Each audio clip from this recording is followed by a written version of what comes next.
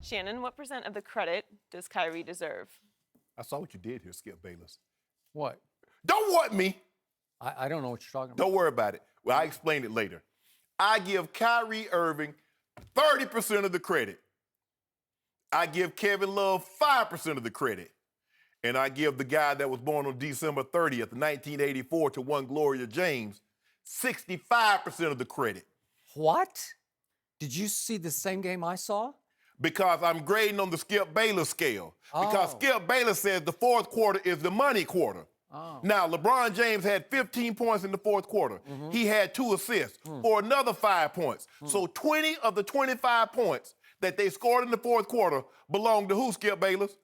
The king of Akron. I will explain that to you in just a No, moment. I need you to explain Is these my things. turn? No, Oh, it's it's not my turn No, yet. it's not your Oh, turn. okay. Skip Bayless told me, hey, but the closer is Kyrie. Last night, the closer was King James. He got in foul trouble early, and Kyrie did what he did.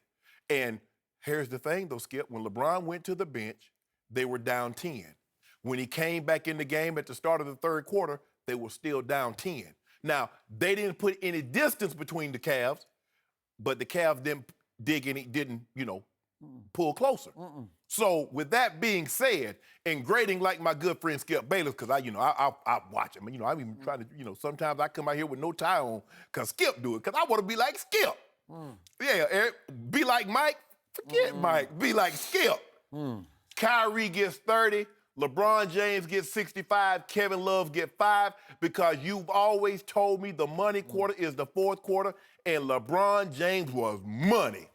So, with that being said, I'm going to turn it over to you. I know you got a lot to go on, then you're going to send it back to me. I got a lot to go on, and you don't deserve to have it sent back to you for the rest of this segment. I think I'm going to talk all the way to the commercial after what you just said. That might have been the most offensive thing you've ever said on this show, and the most wrong-headed thing, and the most inobjective thing you've ever said in the history of this show, after one of the great nights that we've ever watched a playoff performance in a crucial moment from Kyrie Irving. You just gave him 35%? I gave him 30. 30% of the credit. Oh, yeah, Kevin Love gets the other. K-Love with a 17-17 game.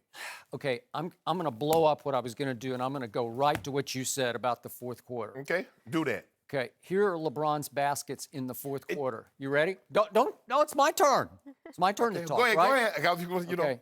He scores a layup that puts them up when they were up 8, okay? Layup up 8, layup up 8 again, dunk up 8 again, jumper when they're up 10, a three-point shot puts them up 9, and then another jumper puts them up 13.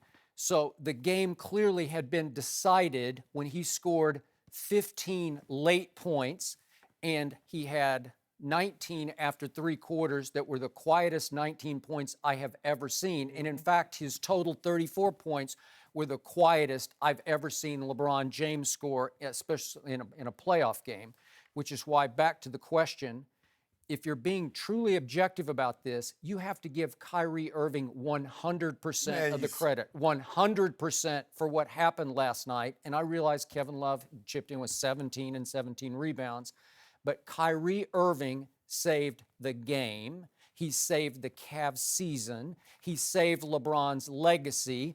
And he saved the NBA from a Golden State-Boston finals that I think we were starting to see coming to life right before your very eyes, or maybe ratings death right before your very eyes, because it would be Celtics versus Warriors, Celtics without their lone all-star, the injured, of course, Isaiah Thomas. And can you imagine what would have happened if, in fact, the Celtics had closed that deal last night and gone home 2-2? Can you imagine the suffocating pressure on LeBron James in a Game 5 back in Boston? And everything, the momentum would have swung so wildly in Boston's favor. I would have given them a real shot to win this playoff series and get to the finals. It would be the greatest upset in NBA history. So you mean like them losing Game 5 in Miami?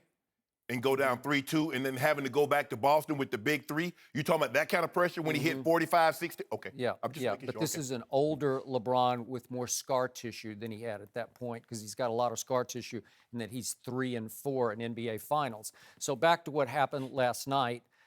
You know, this is the bigger picture. I have to refer to two on-the-fly tweets that I tweeted last night as the game was unfolding. At one point, as Kyrie just took the game over, I tweeted, "The King is so fortunate to have Kyrie Irving on his team. Sometimes I wonder who the real king is." And then my second tweet was playing off your constant assertion, your contention that LeBron James is the best player on the planet, as many people always say. And I tweeted, "LeBron is not the best player on Kyrie's planet," because when Kyrie is going like that, Kyrie's the best offensive player on this team. And we had Seth Curry, obviously, on the show yesterday, and he was making the case that, well, when it comes to handle and finishing at the rim, that it's 1A to 1B, my older brother over Kyrie Irving. I'm not sure about that. And I have nothing but respect for Steph Curry, but after what I witnessed last night, I think Kyrie has the best handle, number one, and he is the best finisher at the rim because he's got every trick shot and then some that Steph has. The English Hey, off the it's glass just- is unbelievable. It's unbelievable.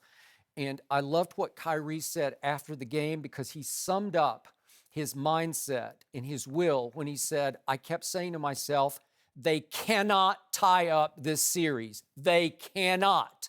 And Kyrie in the King's house just said no to Boston at that point when LeBron left the game with 4 fouls, 6:46 left in the second quarter. And down the stretch toward halftime, it was a 14-14 tie because Kyrie scored 12 of Cleveland's 14 points. So he kept Boston from just taking the game over, which I think they thought they could do at that Without point LeBron. because they had all the momentum. That normally what happens, Skip, when LeBron leaves, that normally happens. Okay, but what had happened when LeBron was on the floor was they fell behind by as many as 16 points because I got to tell you, I saw the same out-of-it LeBron James in the first quarter and a half last night that I saw through the second half of Game 3. I saw turnovers. I saw out-of-control charges. It just looked like he was crumbling under the pressure to live up to being the best player on the planet against a clearly inferior, undermanned, injured basketball team.